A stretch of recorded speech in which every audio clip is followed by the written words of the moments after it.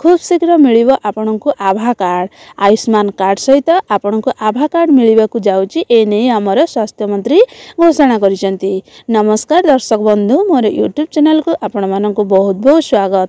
देखंतु आजिर ए जो वीडियो रे आमे आलोचना करिबा जहा कि हमर स्वास्थ्य मंत्री कोन करिसेंती ना प्रेस्क्रिप्शन को बंद कर दैछंती। आमे जेतेबेले मेडिकल जाउतले सेतेबेले प्रथमे आपनकु कोन करिया पड़ुला, गोटे प्रेस्क्रिप्शन करिया पड़ुला, किंतु वर्तमान होची कोन ना सेटा बंद हो जाइची। ता बदल रे आपनकु मिलिबो आभा कार्ड। आभा कार्ड माध्यम रे आपनकर कोन ना होची मेडिकल चिकित्सा सुविधा मिलिबो। ताने एई जो प्रक्रियाटा करिसेंती एटा किपरि माने करिबा को पड़िबो से विषय से मध्य कोन ना संपूर्ण आलोचना करिसेंती। प्रेस्क्रिप्शन मिलिबो मुक्ति, आउ माळा माळा प्रेस्क्रिप्शन धरी आउ बुलिबेनी रोगी। ताहा नहीं से कौन करचंती ना गोटे कार्ड रे रहिबो कोन ना रोगींकर समस्त तथ्य। ताने से गोटे कार्ड रे कौन करिवे ना रोगींकर समस्त तथ्य से कार्ड रे रहिबो। आ खूब शीघ्र सरकार एई योजनाटी लागू करिवे। से योजनाटी कोन ना नेशनल डिजिटल हेल्थ मिशन। ताने नेशनल डिजिटल हेल्थ मिशन जहा कि लागू करिवे ए जो आभा कार्ड। ए नै गुरुवार कौन करचंती ना स्वास्थ्य और परिवार कल्याण मंत्री जे कि मुकेश महालिंग सूचना दैछंती। स्वास्थ्य निजे कहते कि नेशनल हेल्थ अथॉरिटी अधीन रे रहिबो ए आभा कार्ड। ताने से कार्ड रो नामटी कोन ना आभा कार्ड। आभा कार्ड माध्यम रे कोन करिवो ना होजे आपण माने आ प्रेस्क्रिप्शन करिया को पड़िबो नै।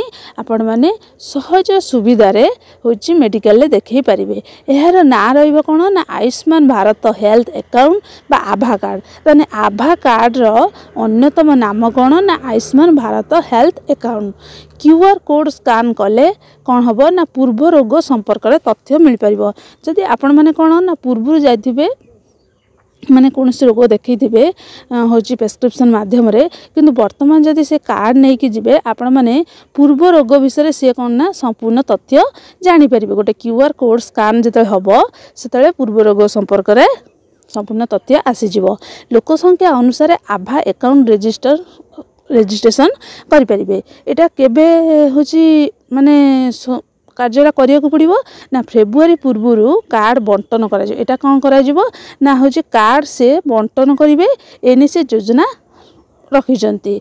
ऑनलाइन माध्यम रे ए कार्ड आवेदन मध्य करिवे। जदि आपण होची आवेदन करने चाहते कौन करेंगे ना ऑनलाइन माध्यम रे ए कार्ड आवेदन करें। आयुष्मान भारत सह यह मिलिबो। ए कार्ड रे रोगी समस्त तथ्य रहिबो। एटीएम पान भली 14 डिजिट मध्य रहिबो। ताने जेमिति आपणकर एटीएम कार्ड रे गोटे डिजिट रहुतला 14टा डिजिट कि 10टा डिजिट से भली एई जो कार्ड रे आपणकर 14टी डिजिट मध्य रहिबो। आपण से जो card T ATM PAN card भली यूज कर परिबे।